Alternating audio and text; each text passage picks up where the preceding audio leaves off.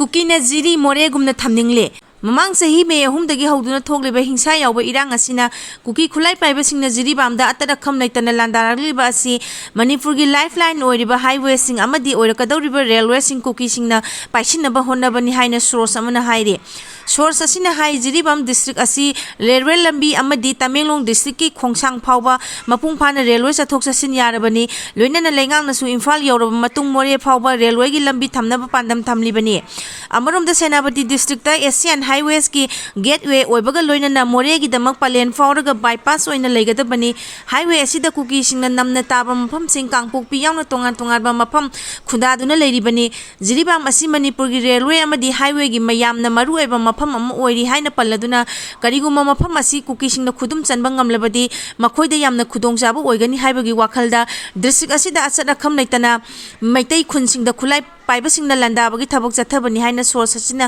makha tare separate administration phangdingai maoina na ngamkhai amadi tongan tongaba chakhuk thorangi thabok thoram sing khudum chanba mathok tai haiba wakhalonda Kuki na chatharakpa lalongni haina palladuna Jiri bamda khundaba maitai khun singda Kuki sina landaragliba asima makhoigi oiba asanba miyeng amagi makhada chatharakpa lalonggi manung chali haiba wafam source asina phongdoragle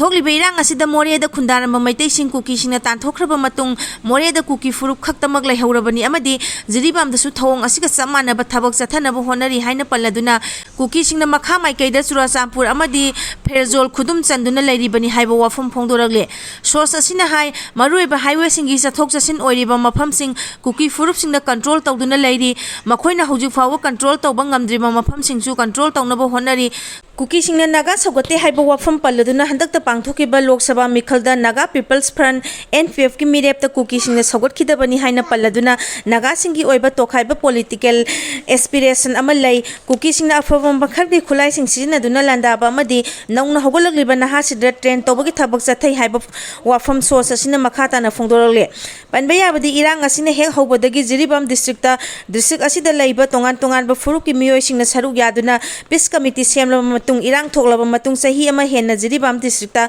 Shanti oina lairakhibani district asida sahi asigi July thada Soibam Sarat Kumar Kuki singna mihati na hatkibadagi pamdaba thokdok kaya district asida thokhibani Jiri bam district ta laiba maitai khul singda Kuki Khutlai paiba singna thengkhang kaya da landakhibani Jiri bang monbung maitai khulda monbung Kuki khun amadi Senjang Kuki khundagi lepa laitana landabagi thabok chatharakpana maram oiraga monbung maitai khunda laiba maitai sing khun thadonaduna saphagada mafamda changjafam lawduna lairibani